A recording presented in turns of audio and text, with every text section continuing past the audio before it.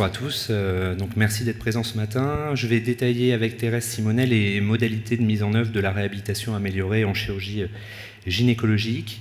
Et donc vous allez voir que la mise en œuvre d'une stratégie de RAC repose en fait sur l'association de nombreuses mesures qui sont synergiques et qui, mis en association, visent au rétablissement des capacités du malade avant la chirurgie. Donc c'est important de retenir que c'est bien l'association de toutes ces mesures mises côte à côte qui permet de parler d'une stratégie de réhabilitation améliorée en chirurgie. Donc il s'agit d'une approche multidisciplinaire, comme l'a bien rappelé Arthur Foulon, avec les chirurgiens, les anesthésistes, mais évidemment tous les acteurs de soins qui sont impliqués dans le parcours du patient.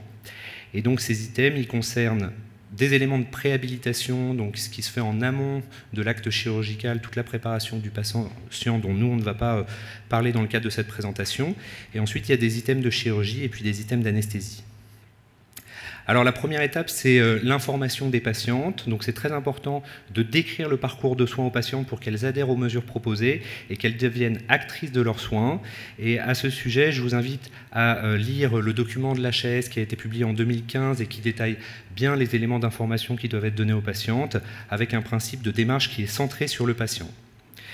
On encourage beaucoup aussi la rédaction de supports écrits qui permettent d'accompagner le patient, donc en particulier des supports type passeport RAC, un peu comme les passeports d'ambulatoire qui permettent aux patients d'avoir un document écrit sur lequel s'appuyer tout au long de son parcours. Donc au total, on a retenu qu'il était primordial d'informer le patient sur les modalités de la chirurgie et de l'anesthésie, ainsi que sur les bénéfices attendus et les principes de la mise en œuvre d'une stratégie de RAC. C'est important pour qu'ils comprennent bien quels sont les bénéfices pour elle d'adhérer à tous les items qui vont lui être proposés.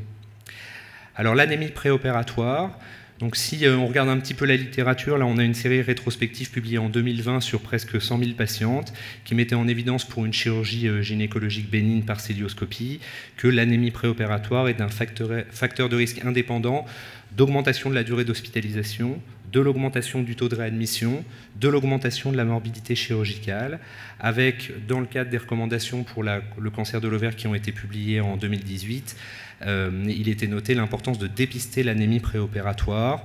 Pour autant, même s'il est conseillé de dépister l'anémie opératoire, et cela en fonction du contexte clinique et de la chirurgie qui va être proposée, et bien sûr du risque de saignement au cours de cette chirurgie, il est important d'entreprendre les mesures qui sont nécessaires à la correction de cette anémie lorsqu'elle est dépistée, mais il n'existe pas de données dans la littérature qui permettent de statuer sur la stratégie de correction de cette anémie.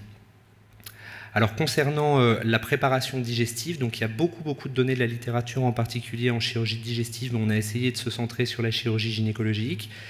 Là, on a une méta-analyse publiée en 2015 qui mettait en évidence sur 943 patientes que lorsqu'on faisait une chirurgie pour une pathologie bénigne en gynécologie, finalement le fait de proposer une préparation digestive n'améliorait pas ni la qualité de la visualisation lors de l'intervention, ni la facilité de préhension, en particulier des anses digestives, et n'avait pas d'impact sur le taux de complication, ne diminuait pas le taux de complication péropératoire. Pourtant, il est bien décrit que la préparation digestive majore l'inconfort des patientes. Dans les situations qui sont à risque de résection digestive en gynécologie, on pense à la chirurgie carcinologique et à la chirurgie de l'endométriose. Les récentes recommandations, en particulier du collège, n'ont pas émis de recommandations à ce sujet. Et finalement, à l'examen de la littérature, on peut dire qu'il n'y a pas d'argument en faveur de la réalisation d'une préparation digestive de manière systématique en chirurgie gynécologique. Finalement, il n'y a pas de données spécifiques par rapport à la chirurgie digestive, mais que si on regarde les indications, en tout cas en chirurgie digestive, elles ont plutôt tendance à diminuer en dehors des situations particulières de résection rectale sous-péritonéale, et par conséquent, certainement en chirurgie gynécologique, on doit aller vers une diminution de ces indications. Concernant la voie d'abord, c'est important de rappeler que la démarche de RAC s'envisage quelle que soit la voie d'abord. On peut tout à fait faire de la RAC même si on fait une laparotomie. Néanmoins, on sait que si on regarde les programmes de RAC, eh bien, en faveur de la voie mini-invasive, on a une diminution des douleurs, une diminution de la gêne pour la reprise de la marche, moins de fatigue, et que la voie d'abord mini-invasive est un facteur indépendant de réduction des durées d'hospitalisation. Raison pour laquelle, lorsqu'elle est adaptée, bien sûr, et lorsqu'elle peut être réalisée, dans le cadre d'un programme de RAC, on pense qu'il faut privilégier la voie d'abord mini-invasive. Alors, réduction des drains et sondes, ça passe par la réduction de la mise en place de sondes nasogastriques et de drains péritonéaux. En gynécologie, de manière un petit peu plus spécifique, dans la chirurgie des curages, on a une série qui est déjà un petit peu ancienne de 2001 qui montrait que le drainage lors d'un curage lombo-aortique, lors d'un cancer gynécologique, était associé pour la région lombo-aortique à une augmentation du nombre de complications qui pouvaient être liées à la mise en place de ce drainage et à une augmentation de la durée médiane d'hospitalisation. Concernant la sonde vésicale, on sait qu'un retrait tardif de la sonde vésicale est associé à un taux plus élevé d'infection urinaire, à un retard à la reprise de la marche, à des hospitalisations prolongées, même si le retrait immédiat est associé à une petite augmentation de la nécessité parfois de devoir ressonder les patientes. Mais néanmoins, on peut retenir qu'il n'y a pas d'argument dans la littérature pour proposer un drainage systématique lombo-aortique en cas de drainage ganglionnaire, enfin de curage ganglionnaire, et qu'il n'y a pas de bénéfice à maintenir le sondage vésical en chirurgie gynécologique plus de 24 heures de manière systématique. Concernant l'antisepsie cutanée, il y a un essai contrôlé randomisé publié dans le New England en 2010 qui fait un peu référence, qui comparait la chlorhexidine alcoolique à la bétadine et qui montrait qu'il y avait une diminution du taux d'infection du site opératoire, enfin des infections de parois dans le groupe chlorhexidine. Et la Société française d'hygiène hospitalière a publié en 2016 des recommandations sur l'antisepsie de la peau saine avant un geste invasif chez l'adulte, et il est rappelé dans ces recommandations, qui sont donc à suivre dans le cadre d'un programme de RAC, qu'il faut réaliser une désinfection large du site opératoire en utilisant en peau saine une solution alcoolique, de chlorhexidine ou de povidone iodée, et au niveau vaginal une solution à faible concentration alcoolique. Pour le risque thromboembolique, il n'y a pas de données spécifiques à la prise en charge en RAC. Donc on va suivre bien sûr les recommandations de l'ASFAR qui sont celles de 2015. Et il est à noter par contre l'importance de la mobilisation précoce dans ce contexte de RAC qui a été rappelé dans un document de la HAS en 2016 qui disait que malgré l'absence d'études de niveau de preuve élevé, la balance bénéfice-risque était en faveur d'une mobilisation dès le premier jour de la période post-opératoire avec une diminution des complications thromboemboliques, une diminution des complications respiratoires, de l'atrophie musculaire et des durées d'hospitalisation, raison pour laquelle donc, il faut suivre les recommandations de prévention du risque thromboembolique de l'ASFAR et bien sûr favoriser dans un programme de RAC la mobilisation précoce avec un levé dans les 24 heures qui suivent l'opération.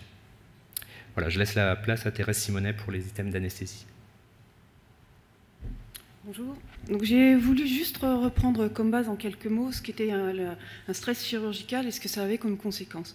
À toute incision chirurgicale, qu'elle soit cutanée ou viscérale, une réponse par une sécrétion de prostaglandine est faite qui va stimuler au niveau cérébral l'hypothalamus et l'hypophyse et donc induire la sécrétion de cortisol, d'augmentation du cortisol sanguin, de l'aldostérone, une baisse des sécrétions d'insuline. D'où un syndrome inflammatoire d'une part et un catabolisme sur vie représenté par les diminutions de sécrétion d'insuline, voire une hyperglycémie péropératoire. Si ces réactions sont normales, c'est en fait l'aggravation de ces réactions qui va être délétère pour l'organisme. Et donc si vous comprenez bien qu'on peut effectivement, pour une patiente jeune, on va bien imaginer que si vous lui proposez une chirurgie bénigne, elle va tenir dans cet équilibre. Pour une patiente plus âgée, avec des comorbidités, une chirurgie importante, on sent bien que ça sera beaucoup plus difficile et que là est tout le travail d'équipe pour respecter tous les items de la réhabilitation. Effectivement, comme vous le voyez sur cette diapositive, les taux de cholestérol de cortisol sont moins élevés pour une chirurgie bénigne, mais on peut voir qu'à tout moment, les courbes se croisent entre chirurgie bénigne et maligne, et que donc on peut basculer sur un terrain particulier dans l'aggravation des symptômes. Le terrain, les comorbidités vont aggraver et en fait faire des déséquilibres des rapports de récepteurs cortisoliques qui vont favoriser les dysfonctions cognitives post-opératoires, la défaillance cardiaque, la défaillance rénale et même majorer la sarcopénie. Donc nous, anesthésistes, qu'est-ce qu'on va faire pour participer à ce travail d'équipe? C'est déjà anticiper le catabolisme. Pour ça, les mots-clés, c'est un jeûne limité, 6 heures préopératoires, pas plus. Un jeûne limité alimentaire, on va dire, et des boissons claires sucrées qu'on peut donner jusqu'à 2 heures avant l'intervention. On peut même autoriser les bonbons jusqu'à l'intervention, mais ils ne peuvent plus boire. La rétention hydrosodée majorée par les perfusions qui contiennent forcément des sels sera limitée aussi par cette autorisation d'hydratation préopératoire. Au niveau de l'antibioprophylaxie, vous avez vu qu'il peut y avoir des altérations immunitaires.